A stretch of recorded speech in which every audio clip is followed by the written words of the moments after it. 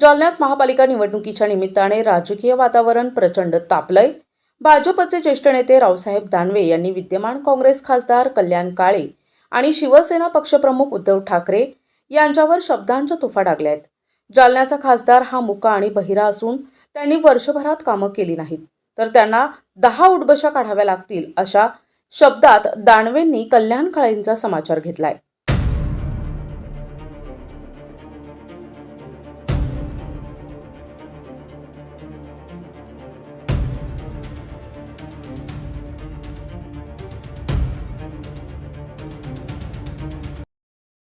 लोकसभा निवडणुकीतील पराभवाचा वचपा काढत रावसाहेब दानवे यांनी जालन्यात आक्रमक पवित्रा घेतलाय।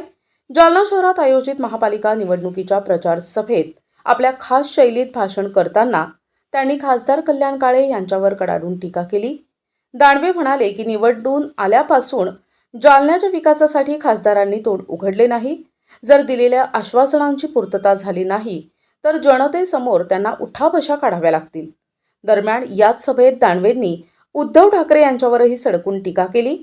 उद्धव ठाकरेंनी केलेल्या टीकेला उत्तर देताना दानवे म्हणाले की लोकसभा निवडणुकीत माझा वैयक्तिक पराभव झाला असला तरी माझा पक्ष लोकसभा आणि विधानसभेत मोठ्या ताकदीने जिंकला आहे, त्यामुळे माझी मस्ती कुणी जिरवू शकत नाही। निवडणुकीच्या पार्श्वभूमीवर दानवे आणि काळे यांच्यातील हा शाब्दिक वार पलटवार जालन्याच्या राजकारणात चर्चेचा विषय ठरलाय। उद्धव ठाकरे परवा सभेत बोलले, तुम्ही पाहिला असेल सगळ्यांना की रावसाहेब दानवे पडला तरी याची मस्ती गेली।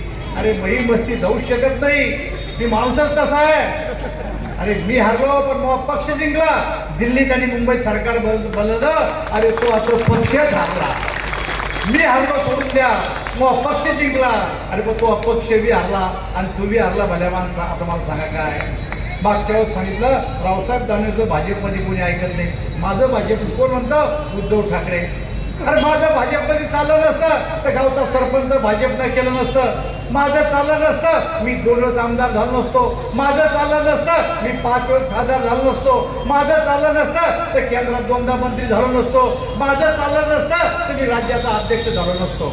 माझं चाललं म्हणून मला पक्ष नाही दिलं। अरे तुम्ही तर शेपूट घालून काळा बुरखा घालून 1.5 वर्ष विधानसभेत गेले आणि पुन्हा परत आले। तुमचं चालतं का मोह चालतं? आता लोकांना ठरलं पाहिजे। असा माणूस मुख्यमंत्री आहे। शरद पवारांना आत्मचरित्र लिहिलं, मी वाचलं आत्मचरित्र, त्यात दिलं माझ्या आयुष्यातलं भरपूर मुख्यमंत्री पाहिले पण एकच दिवस मंत्रात आलेला मुख्यमंत्री फक्त उद्धव ठाकरे मी पाहिला। आता शरद पवार त्यांचे दोस्त आहेत, रोज गळ्यात वेळी घालून राहिले। त्यांचाच माणूस असं म्हणतो किंवा त्यांच्या माणसाला निवडून देऊ शकता का तुम्ही? अरे या देशाचा प्रधानमंत्री नरेंद्र मोदी गरीब कल्याणाचा गरीबाचा माणूस आहे। तिथं श्रीमंत कोण कोण बसले बरं हात करा? श्रीमंत कोणी आहे? श्रीमंत नाही। गरीब कोण कोण आहे बरं हात करा? गरीब कोण कोण आहे बघा? अरे बापरे बापरे, सारे गरीब जेव हे एवढे सारे गरीब आहे। अरे गरिबांनो, या देशाच्या प्रधानमंत्र्यांनी गरिबांसाठी काय केलं? या देशाच्या प्रधानमंत्र्यांनी 2014ला प्रधानमंत्री झाले। त्या टायमाला केंद्रामध्ये त्यांनी मला मंत्री केलं, फूड अँड सिव्हिल सप्लाय खात्याचा मंत्री केलं, अन्न नागरी पुरवठा मंत्री। मला त्यांनी सांगितलं रावसाहेब सगळ्यात पहिलं काम काय करायचं? आपल्या देशाची लोकसंख्या किती काढायची आणि त्यामध्ये गरीब किती हे करायचं। मी लोकसंख्या काढली, 125 कोटी लोकसंख्या होती, त्यामध्ये 80 कोटी लोक हे दारिद्र्य रेषेखाली होते, 80 कोटी लोक गरीब होते। त्यांनी मला सांगितलं 80 कोटी लोकांना 5 किलो धान्य मोफत द्यायची योजना सुरू करून टाका।